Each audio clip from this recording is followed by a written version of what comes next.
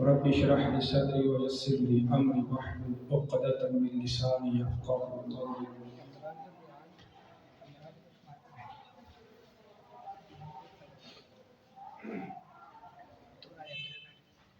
قال الله تبارك وتعالى في القرآن المجيد: وما ينطق عن الهوى إن هو إلا وحي يوحى. صدق الله العظيم وصدق رسوله النبي الكريم الأمين. أما بعد فأعوذ بالله من الشيطان الرجيم. بسم الله الرحمن الرحيم. إن الله وملائكته يصلون على النبي يا أيها الذين آمنوا صلوا عليه وسلموا تسليما. الصلاة والسلام عليك يا سيدي يا رسول الله وعلى آلك وصحابك يا سيدي يا رحمة للعالمين. مولاي صل وسلم دائما أبدا على حبيبك خير الخلق كلهم. هو الحبيب الذي ترجى شفاعته لكل حول من الأحضان المقتحمين. مولاي صل وسلم دائما أبدا على حبيبك خير الخلق كلهم. منزه عن شريك في محاسنه فجوهر الحسن فيه غير منقسم. مولاي صل وسلم دائما أبدا على حبيبك خير الخلق كلهم. اللہ جل جلالہ وعم نوالہ وعظم شانہ وجل ذکرہ وعز اسمہ کی حمد و ثنا کے بعد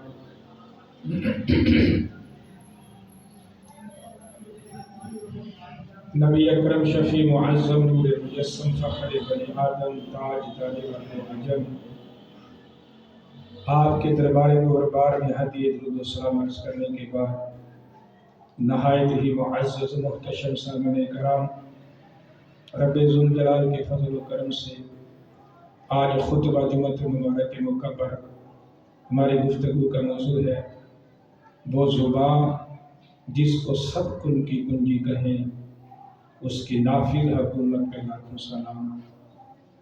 خالق کائنات سے دعا ہے کہ رب ذوالجلال ہم سب کو قرآن اور سنت کا فہم عطا فرمائے، قرآن و سنت کے زیر سایہ ہم سب کو زندگی بسر کرنے کی توفیق عطا فرمائے، قرآن اور سنت پر عمل پیرا ہو کر اس کی تبلیغ اور اس کے ابلاغ کی توفیق عطا کرے۔ رب ذوالجلال نے نبی اکرم شفیع معظم نور مجسم فخر بنی آدم تاج تاج عرب و عجم آپ کو لاکھوں کمالات عطا فرمائے۔ ان لاکھوں کمالات میں سے ہم نے ایک خطبہ جمعۃ المبارک کے اندر حضور علیہ السلام آپ کی دنیا پر جلوہ گری کو بیان کیا تھا، اور پھر گزشتہ جمعہ ہم نے نبی اکرم صلی اللہ علیہ وآلہ وسلم کی پیکر پر نور کا ایک حصہ، جس حصے کو ہاتھ مبارک کہا جاتا ہے، اس کی عظمت کے بارے میں پڑھا تھا۔ آج اللہ تعالیٰ کے فضل و توفیق سے ہم نبی اکرم شفیع معظم صلی اللہ علیہ وآلہ وسلم کی مبارک زبان اور دہن کے بارے میں پڑھیں گے کہ حضور علیہ السلام کی زبان پاک وہ زبان ہے کہ جس زبان سے جو چیز بھی نکلتی ہے وہ اللہ کا قرآن کہلاتی ہے۔ یہ ایسا مقدس دہن ہے کہ جس دہن سے پھول بھی خوشبو پاتے ہیں۔ حضور کا دہن وہ دہن ہے کہ جس سے شہد مٹھاس پاتا ہے۔ حضور پاک علیہ الصلوۃ والسلام کا دہن ایسا دہن ہے کہ جس سے ہر وقت پھول جڑتے ہیں۔ سرکار دو عالم صلی اللہ علیہ وآلہ وسلم کی زبان پاک ایسی ہے جس زبان سے شریعت کو مدون کیا جاتا ہے۔ حضور علیہ الصلوۃ والسلام کو رب ذوالجلال نے ایسی زبان عطا کی، خالق کائنات فرماتا ہے میرے حبیب تیرا بولنا میرا بولنا ہے اور میرا بولنا تیرا بولنا ہے۔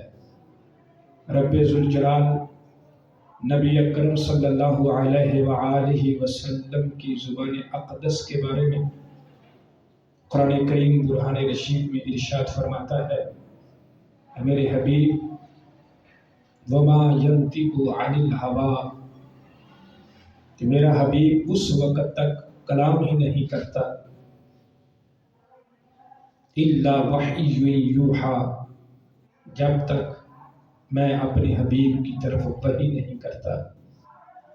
یعنی حضور علیہ الصلوۃ والسلام کی زبان سے جو چیز بھی صادر ہوتی ہے، حضور کی زبان پاک سے جو چیز بھی نکلتی ہے، وہ رب ذوالجلال کی وحی کے تابع ہے۔ حضور علیہ الصلوۃ والسلام اپنی خواہش نفس سے کوئی بات ہی نہیں کرتے۔ اللہ جل وعلا نے اس کا بھی قرآن کریم میں بیان فرمایا ہے کہ میرا حبیب کوئی بھی بات کرتا ہے تو اے لوگو میرے حبیب کے منہ سے نکلے ہوئے الفاظ وہ میرے الفاظ ہیں۔ تو نبی اکرم صلی اللہ علیہ وآلہ وسلم آپ نے اپنی ذات مقدسہ کے متعلق یہ خود 20 احادیث ایسی ہیں جن میں حضور نے اپنی زبان پاک کا اظہار فرمایا ہے۔ اس حدیث پاک کو جس کو ہم پہلے نمبر پر ذکر کریں گے، امام احمد بن حنبل نے اس حدیث پاک کو ذکر فرمایا ہے، اور امام احمد بن حنبل آپ کا ان لوگوں میں شمار ہوتا ہے جو امام بخاری و مسلم کے شیوخ میں سے ہیں۔ پھر اس حدیث پاک کو امام ابن ماجہ نے ذکر فرمایا ہے۔ پھر اس حدیث پاک کو امام ترمذی نے کتاب العلم کے اندر ذکر فرمایا۔ پھر اس حدیث پاک کو امام بخاری و مسلم کے دوسرے شیخ امام دارمی نے اس کو اپنی کتاب السنن کے اندر ذکر فرمایا ہے، اور اس حدیث پاک کو امام حاکم نے اپنی کتاب المستدرک کے اندر ذکر فرمایا۔ حضرت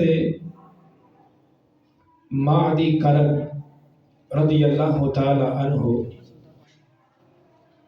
آپ صحابی رسول ہیں۔ آپ ذکر کرتے ہیں قال رسول اللہ صلی اللہ علیہ وآلہ وسلم الا هل عسى رجل يبلغه الحديث عني وهو متكئ على أريكة، کہ میرے صحابہ اکرام خبردار ہو جاؤ، ان قریب میری حدیث ایک ایسے آدمی کے پاس پہنچے گی تو وہ اپنی مسحری میں یعنی اپنی مسند پر ٹیک لگا کر بیٹھا ہوگا، یعنی تکیے کے اوپر اس نے ٹیک لگائی ہوگی اور اپنی مسند پر وہ بیٹھا ہوا ہوگا،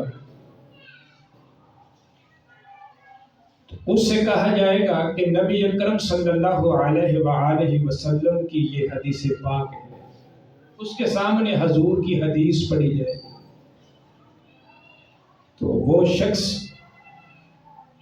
آگے سے کہے گا بیننا و بینکم کتاب اللہ فما وجدنا فیہ حلالا استحللناہ وما وجدنا فیہ حراما حرمناہ۔ وہ حدیث کا انکار کر دے گا، یعنی اسے بھی حدیث پڑھ کر سنائے گا تو وہ کہے گا کہ ہاں صرف اس چیز کو حلال سمجھوں گا جو چیز قرآن پاک میں حلال ہے، اور میں ہر اس چیز کو حرام سمجھتا ہوں جس چیز کو قرآن کریم برہان رشید نے حرام فرمایا ہے، اور میں حدیث پاک سے نہ تو حرام مانتا ہوں نہ ہی حدیث پاک سے میں کسی حلال کو مانتا ہوں۔ حضور علیہ الصلوۃ والسلام 14.5 صدیاں پہلے یہ فرما رہے ہیں کہ میری امت کے اندر ایسے لوگ پیدا ہوں گے جن کا دعویٰ تو بظاہر یہ ہوگا کہ ہم مسلمان ہیں، تو کہیں گے کیا کہ ہمیں صرف قرآن ہی کافی ہے، ہمیں نبی کے فرمان کی ضرورت نہیں ہے۔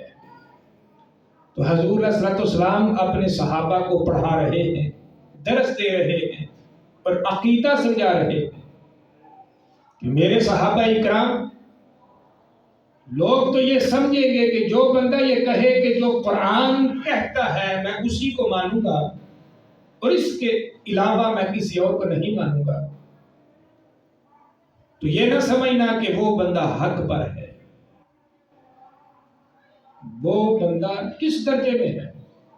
حضور علیہ الصلوۃ والسلام نے اپنے صحابہ اکرام کو سمجھایا، فرمایا وَإِنَّمَا حَرَّمَ رَسُولُ اللَّهِ صلی اللہ علیہ وآلہ وسلم۔ جو بندہ یہ کہے نا کہ میں صرف قرآن سے ہی حلال لوں گا جس کو قرآن نے حلال کہا، اور قرآن کریم سے ہی میں حرام اخذ کروں گا جس کو قرآن کریم نے حرام کہا، تو نبی پاک علیہ الصلوۃ والسلام فرماتے ہیں وہ بندہ میری حدیث کا منکر ہوگا۔ تو حضور کی حدیث کے منکر کا مطلب یہ ہے کہ وہ نبی پاک علیہ الصلوۃ والسلام کی نبوت کا منکر ہے۔ تو نبی پاک علیہ الصلوۃ والسلام جب یہ مسئلہ یا سوال پیدا ہوا تو یا رسول اللہ پھر ہم وہاں پر کیا کریں گے؟ نبی پاک علیہ الصلوۃ والسلام نے اپنے صحابہ کرام کو سمجھا دیا، میرے صحابہ کرام، جتنی طاقت قرآن کریم کی آیت سے کسی چیز کو حرام کرنے کی ہے اور جتنی طاقت قرآن کریم کی آیت سے کسی چیز کو حلال کرنے کی ہے، یعنی جو وزن رب ذوالجلال کے قرآن کی آیت کا ہے، میرے صحابہ کرام وہی وزن اللہ تعالیٰ نے تمہارے نبی علیہ الصلوۃ والسلام کی زبان کو عطا فرمایا۔ فرمایا اور لوگوں کی زبان اور طرح کی ہے، لیکن تمہارے نبی علیہ الصلوۃ والسلام کو رب نے جو زبان عطا کی، جیسے قرآن کریم برہان رشید رب ذوالجلال نے خود بول کر کہا کہ یہ چیز حرام ہے، یہ حلال ہے، اے میرے صحابہ اکرام، وَإِنَّمَا حَرَّمَ رَسُولُ اللَّهِ صلی اللہ علیہ وسلم كَمَا حَرَّمَ اللَّهُ۔ اور میں جس قدر رب ذوالجلال کے حکم کا وزن ہے اتنا ہی وزن اللہ تعالیٰ نے تمہارے نبی کی زبان کو عطا کیا ہے۔ جس دور میں یہ فتنہ برپا ہو جائے کہ لوگ کہیں کہ ہمارے اور تمہارے درمیان صرف قرآن ہے، یہ قادیانیت، یہ مرزیت، یہ پرویزیت اسی چیز کا نام ہے جنہوں نے سرکار کو عالم صلی اللہ علیہ وآلہ وسلم کی حدیث پاک کا انکار کیا۔ تو فیصلہ کیا رکھا کہ ہمارے درمیان جو قرآن کہے گا ہم اس پر فیصلہ کرتے ہیں، حالانکہ اہل سنت و جماعت کے علماء نے ان کا تعاقب کیا قرآن پاک پر بھی، تو وہ لوگ تو قرآن کریم پر بھی جھوٹے ہیں۔ تو یہ فتنے جو امت میں صدیوں بعد پیدا ہونے تھے، ہمارے نبی علیہ الصلوۃ والسلام نے اپنی زبان پاک سے ان کا رد پہلے فرما دیا ہے۔ تو پھر کوئی بندہ یہ نہ کہے کہ یہ حضور علیہ الصلوۃ والسلام کی حدیث ہے۔ انشاءاللہ میں آخر پر قرآن کریم کی آیت سے بھی یہ ثابت کروں گا کہ یہ رب نے فرمایا لوگوں میرا حرام کرنا میرے نبی کا حرام کرنا ہے، اور میرا حلال کرنا میرے نبی کے حلال کرنے کی طرح ہے۔ تو نبی اکرم صلی اللہ علیہ وآلہ وسلم نے اپنی زبان پاک سے، آج مختصر سے وقت میں ہم جو عبادت کرتے ہیں، عبادت کے اعتبار سے ہم پڑھیں گے عبادت تو رب کی ہے، لیکن اس میں مرضی کس کی شامل ہے؟ تو پہلی حدیث پاک اس موضوع پر، اس حدیث پاک کو امام احمد بن حنبل نے ذکر فرمایا جو امام بخاری مسلم کے شیخ ہیں۔ پھر اس حدیث پاک کو امام ابن عاصم نے الاحاد المسانی کے اندر ذکر فرمایا۔ حدیث پاک میں حضرت نصر بن عاصم آپ روایت کرتے ہیں کہ بہت بڑا وفد نبی پاک علیہ الصلوۃ والسلام کی بارگاہ میں حاضر ہوا۔ تو حضور علیہ الصلوۃ والسلام لوگوں کو دعوت دیتے گئے، وہ حضور علیہ الصلوۃ والسلام پر ایمان لاتے گئے۔ ایک حدیث پاک میں ہے کہ صحابہ اکرام سارے موجود تھے، ایک نو عمر جوان لڑکا آیا جس نے سرکار دو عالم کو پیچھے سے آ کے پکڑ لیا، یعنی حضور علیہ الصلوۃ والسلام کی کمر سے اسے جھپٹا مارا پیچھے سے آ کر۔ تو صحابہ اکرام رضوان اللہ اجمعین اٹھے کہ اس سے نبی پاک علیہ الصلوۃ والسلام سے اس کو پیچھے کرے، ہٹائیں اسے۔ تو حضور علیہ الصلوۃ والسلام نے فرمایا نہیں، یہ جو کہہ رہا ہے اسے کہنے دو، یہ جو کرتا ہے اسے کرنے دو۔ تو اب وہ کہتا کیا تھا؟ کر تو جو رہا تھا وہ سب کے سامنے ہے کہ حضور علیہ الصلوۃ والسلام کو کمر سے پکڑ لیا، تو ساتھ کیا کہہ رہا تھا؟ اے محمد صلی اللہ علیہ وآلہ وسلم آپ یہ جو کہتے ہیں اسلام لے آ، تو میں اسلام لانے کے لیے تیار ہوں۔ آپ نے لوگوں سے کہا ہے کہ 5 نمازیں پڑھنی پڑے، زکوٰۃ دینی ہوگی، روزہ رکھنا ہوگا۔ اے میرے حبیب صلی اللہ علیہ وآلہ وسلم میری شرط ہے، میں اسلام ایسے قبول نہیں کروں گا، میں اسلام کو مشروط قبول کروں گا۔ حضور علیہ الصلوۃ والسلام نے کہا بتاؤ تمہاری شرط کیا ہے؟ اب سنو، انہ آتا النبی فاسلم علی، میں آپ پر ایمان ابھی لے کر آتا ہوں، انہ لا یصلی الا صلاتین، آپ نے سب سے کہا کہ نمازیں 5 ہیں، لیکن میرے حبیب صلی اللہ علیہ وآلہ وسلم میں صرف 2 نمازیں پڑھوں گا۔ اگر تمہیں وارا کھاندا ہے تو میں کلمہ پڑھ لینا، اگر وارا نہیں کھاندا تسی میرے تے جبر تے نہیں کر سکتے۔ جو پیغام تھا آپ نے پہنچانا تھا وہ پہنچا دیا، لیکن آگے میری رضا یہ ہے کہ میں چاہتا ہوں جہنم سے بچ جاؤں۔ آپ لوگوں کو جہنم سے نکال کر جنتی بنانے آئے ہیں، تو میرے حبیب میں یہ ایمان لاتا ہوں، لیکن شرط یہ ہے کہ میں اصلی صلاتین 2 نمازیں پڑھوں گا۔ اگر آپ کو میری یہ بات قبول ہے تو میں بھی کہتا ہوں آپ کو اور مجھے آپ قبول ہے۔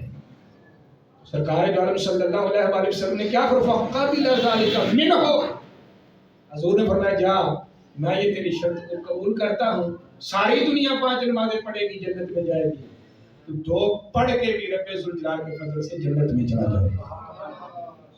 حالانکہ یہ نماز رب ذوالجلال کی کتاب میں فرض ہے، کتاب موقوتا، پھر اس کے اوقات ہیں، اس کا وقت ہے۔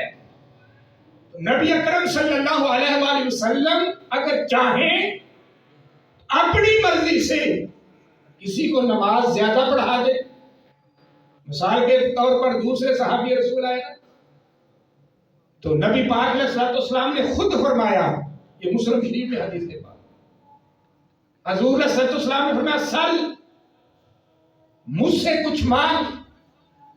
یہ تہجد کا وقت تھا. انہوں نے عرض کی میرا فقطک فی الجنہ، میرے حبیب میں آپ سے جنت مانگتا ہوں اور جنت میں میرے حبیب آپ کی سنگت مانگتا ہوں. مجھے جنت بھی چاہیے، مجھے آپ کی سنگت بھی چاہیے. جنت میں چلتا پھرتا ہوں، اس جنت میں آپ کا دیدار بھی ہوتا رہے. جب یہ پلٹنے لگا تو نبی پاک علیہ الصلوۃ والسلام نے یہاں پر ایک جملہ بولا تھا. حضور نے پہلا جملہ کہا او غیر ذالک، میں نے تو تجھے بہت بڑی آفر دی تھی کہ پتہ نہیں تو کیا مانگے گا. او غیر ذالک، ایک بات تجھے پھر موقع دیتا ہوں، تیری جنت بھی قبول ہے، اپنا دیدار بھی قبول ہے، اگر کچھ اور بھی مانگنا چاہتا ہے تو اور مانگ دے. او غیر ذالک، تو نے مانگا تو بڑا تھوڑا مانگا. کاش کہ تجھے دربار کا پتہ ہوتا کہ تو کس دربار میں کھڑا ہے. مطلب یہ تجھے موقع دیتا ہوں. سامنے صحابی رسول ہے اور مسلم شریف ہے، میں کچھ اور مانگ لوں. امام نسائی نے بھی حدیث پاک کو ذکر کیا. آگے سے صحابی رسول کا کیا انداز تھا، مل گئے مصطفیٰ مجھے اور کیا چاہیے. میرے حبیب جسے آپ کا دیدار میسر آ جائے، ہم تو لاکھوں جنتیں اس دیدار پہ وار دیتے ہیں جس دیدار میں ہمیں حبیب کا نظارہ نظر آتا ہو. ہمیں تو کچھ بھی نہیں چاہیے، آپ بھی مل گئے. تو نبی پاک علیہ الصلوۃ والسلام نے پھر یہاں پر یہ جملہ بولا الا نفسی کبھی کثرت سجود، پھر ایک کام کیا کر. یا رسول اللہ وہ کون سا؟ فرمایا کثرت سے رب کو سجدے کیا کر. اس کثرت کا مطلب یہ نہیں کہ ایک رکعت کے 2 سجدے ہوتے ہیں تو تو 3 کیا کر، مطلب یہ نہیں تھا. حضور نے فرمایا اگر تو فرض نمازیں تو پڑھتے ہی ہے، اب ساتھ نفلوں کو پڑھنا شروع کر دے، نماز کی کثرت کرتے. کس علی نفسی کا کثرت سجود، پہلے کہ تو سجدہ اس لیے کرتا تھا کہ رب راضی ہو جائے، آج کے بعد جب سجدہ کرنے لگے تو تیرے دل میں یہ خیال آئے گا کہ یہ سجدہ زیادہ اس لیے کر رہا ہوں کہ مجھے سرکار کا دیدار نصیب ہو جائے. فرمایا آج کے بعد تو سجدوں کی کثرت کیا کر. تو یہاں پر فرض نماز کے بارے میں پوچھا. فرمایا یا رسول اللہ ہم یہ پورا وفد آیا ہوا ہے، تو یہ نبی کی شان ہے کہ جسے جو چاہیں جیسے چاہیں عطا کرتے. کیوں؟ اللہ تعالیٰ نے نبی کی زبان وہ ہوتی ہے، نبی بولے تو رب بولتا ہے، رب بولے تو نبی ہوتا ہے. میں تو اپنا مسئلہ حل کروانے کے لیے آیا.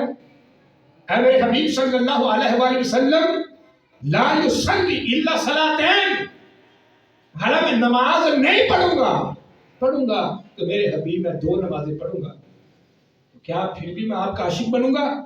حضور نے فرمایا جا تجھے اختیار دیتا ہوں، تم 3 نمازیں ایسی ہیں جو تجھے میں کم کر دی، تو 2 نمازیں پڑھا کر.